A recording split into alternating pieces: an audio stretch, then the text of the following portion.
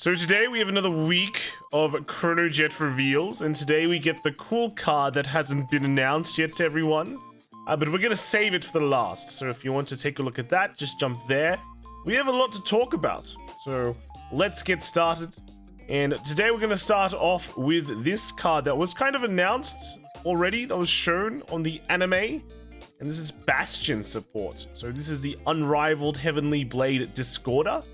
And this is the auto on Vanguard circle. When this unit attacks, if you have 6 or more grade 3 or greater units, you can counterblast 1. And until the end of that battle, this unit attacks will hit regardless of power if the total sum of the grades of your opponent's guardians is not 3 or greater. So this is kind of cool. At the same time, it does kind of show off the gimmick that Bastion is going for. And that is, you have to have a full field of grade 3 units. That means you have to commit a lot of cards.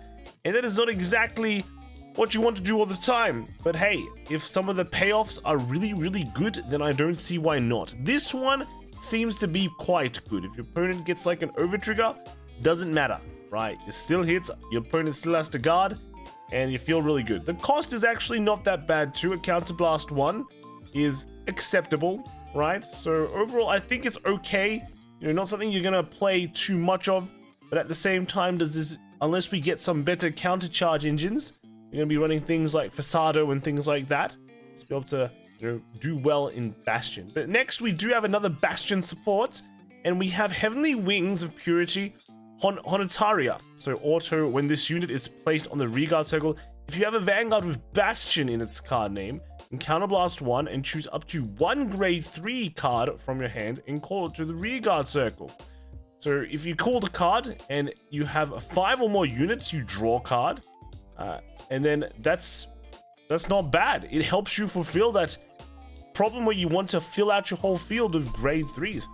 The only issue is that if you call this guy off the or call this off the ride line, it won't really activate.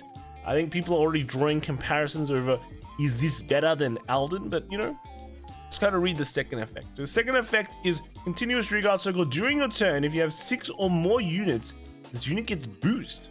So we were lacking that boosting power when we lost Dark Strain, but we had the order that can kind of help out a bit. But now you might not even have to run that if you run Honitaria, right? Because she just kind of comes in with the boost already. You just have to have a full field. But again, that is the gimmick. So we're going to be playing towards that when we're playing this deck. We're just going to be hitting the 6, right? And hope it doesn't get retired. The issue here, though, is, yes, is this better than Alden? I still have to think Alden is not bad, right? It kind of does a similar role, but it does require an extra counterblast. But you do get to draw 2. And it also gets power when you attack with this. So it just kind of naturally hits power lines. And then it'll just get better if you like boost with this on that. So why not both, right? Why not both and just like run Fasados and things like that? Just kind of counter charge and get the quick dubs and the counter charges like that. It should be quite interesting. We're just gonna wait for more support, but this is definitely at least a step in the right place. Now, we also got a new ride line. This is the last ride line for Lyrical Monasterio, and this one's a Dark Elf. So for all the elf fans out there, I guess this is for you. This is physical training from scratch, Lutetia, and yes. Next card is staying in even on days off Lutetia. Also, when this unit is rode upon by grade 2 with Lutetia in its card name, put a card from your hand to the bottom of the deck. Search your deck for up to 1 cursed play card, reveal it, and put it into your hand and shuffle your deck. So the cursed play card is this order card, and this kind of lets you put back like triggers and over triggers and things like that, or things that you it's a basic hand filter. So overall, not too bad, pretty cool. The second, the cursed play here that we see is the Cursed Sugar Sparkle. Play this if you have a Vanguard with Lutetia in its card name. Put this card into your soul and soul charge 1. Choose up to 1 card from your soul with grade less than or equal to your Vanguard. Go to the Vanguard circle and it gets power plus 5,000 until the end of turn. This is quite interesting, right? It can soul charge and then soul charges again, so it fills out that soul, right? So already, if this kind of archetype requires a lot of soul blasting, life is already pretty good. but then it also calls out a card. So this basically just converts into another card. So that's not bad too. I kind of like this, right? Then we have the other Cursed Play, right? This is Anathema Slap Twinkle. Play this if you have a Vanguard with Lutetia in its card name. Put this card into your soul, choose one of your units, and gets power plus 15,000 into the end of that battle. If your soul has 4 or more Cursed Play cards, draw a card. So this one's a Blitz Order, so just defensive. This lets you put this Cursed Play into soul as well. That's pretty nice. It looks like you need the Cursed Play cards in your soul to be able to trigger some effects. That's kind of a good start, right? If you play one, these are grade 1s, by the way, so you play one, immediately you get it, and then you defend with one of them. You already have 2, right? You already have 2, and then by the time you get to grade 3, you might have a lot already. So let's kind of look at the grade 2 here. Heavy leaning on expectations, Lutetia. On Vanguard Circle, if your soul has a Cursed Play card, when you would ride a grade 3 card with Lutetia in its card name from your ride deck, you can ride with Soul Blast 1 card with Lutetia in its card name instead of choose a card from your hand and discard it. So just kind of just a straight up easy, kind of just free ride line is not too bad. And then here we have the grade 3. So Grimoire Etoile Lutetia. So Auto Vanguard Circle, when you play a normal order, this unit gets power plus 5,000 into the end of turn. So this is not limited to once per turn, but playing orders is limited to once per turn. So kind of fills that out already, right? Then the effect is Auto Vanguard Circle once per turn. When this unit attacks a Vanguard, counterblast 1 and perform all of the following according to the number of Cursed Play cards in your soul. So the first one is 2 or more. You get to draw a card, and this unit gets power plus 5,000 until the end of turn. So, you know, if you kind of combo with the first effect, you know, you're just hitting 23, and then with Certain Ride, it is 33, right?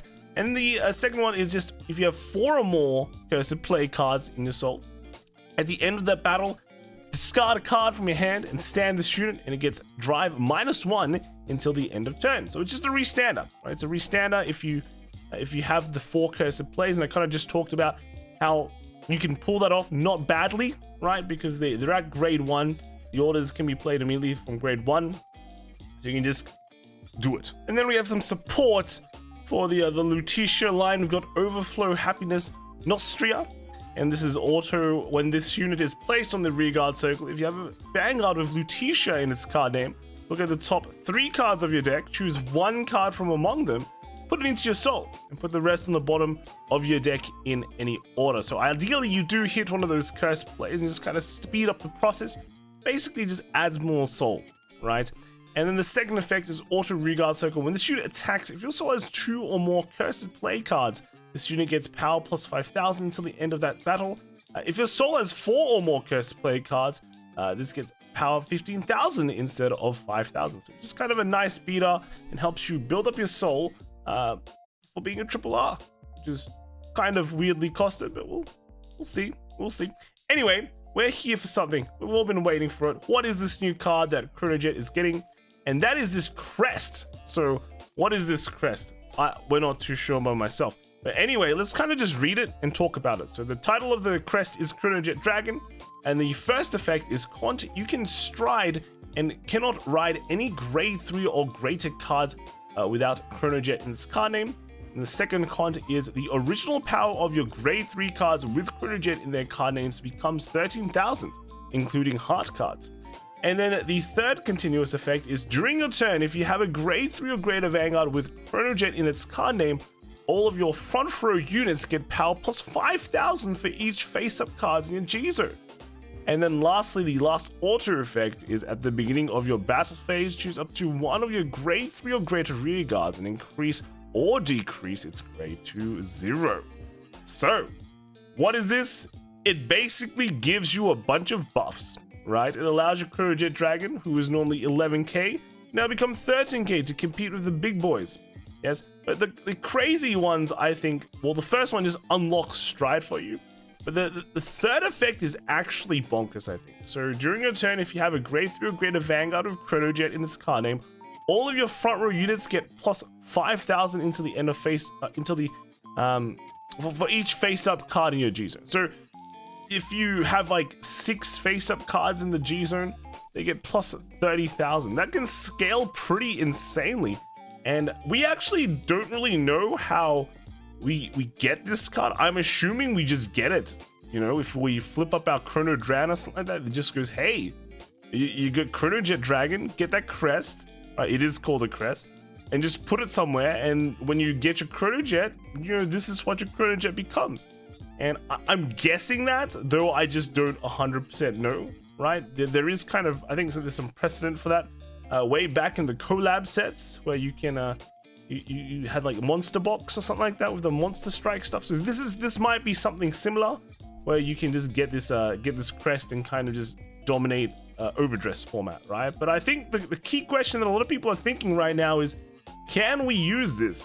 Can we use this crest for premium, right? Because this will be really good in premium, because now you can time leap and get a bunch of extra power you normally wouldn't get, right? So that would basically, if we can get this card in premium, right, it could single-handedly just make a deck go from like tier X to probably high tier 2, tier 1 kind of things. Though I do question that. I kind of do question that. It feels like this card is just perfectly made for standard so much that it wouldn't really fly in premium, right? When you think about, you know, this is just turning the Chronojet into a standard kind of Chronojet. But in premium, you don't need that, right? If you're riding an 11k Chronojet, that's your own problem, right? That's your own problem. There are way more tools as well in premium that allow you to just pop off really hard. Just giving free power like this is a bit risky. So personally, I think like this will kind of just stay in standard. When you get to premium, you probably won't get this crest, but don't quote me on that. I could be wrong. If they just do that, then hopefully you guys all have invested in those time leap cards or any other card that allows you to multi-attack, because you're about to get a lot of power, right? So that's just my thoughts on this. It is quite cool. It is quite cool. It does give, when we thought about the Chronojet set, right, you were wondering, okay, so you can stride. Those strides have to be pretty bonkers in order to just kind of win. But because now we see that there is like a scaling method for Chronojet to get a punch of power in their entire front row line, and now we're seeing some real threatening stuff happen, right? Eventually, you'll get to a point where your opponent just can't do anything about it, can't guard, run out of perfect guards, and just die. So that's where the end game for this deck is. And yeah, I'm quite interested. Let me know what you guys think in the comments below. Will this be allowed for premium, or is it just wishful thinking, right? Is this going to be a D only thing? What do you think of the new ride line, the new Dark Elf ride line? Looks quite good. Looks quite good, but in terms of playability, might just be another Draconic Overlord, right? So I'm not too sure about that. Let me know in the comments below, and I'll see you guys in the next video. All right, bye.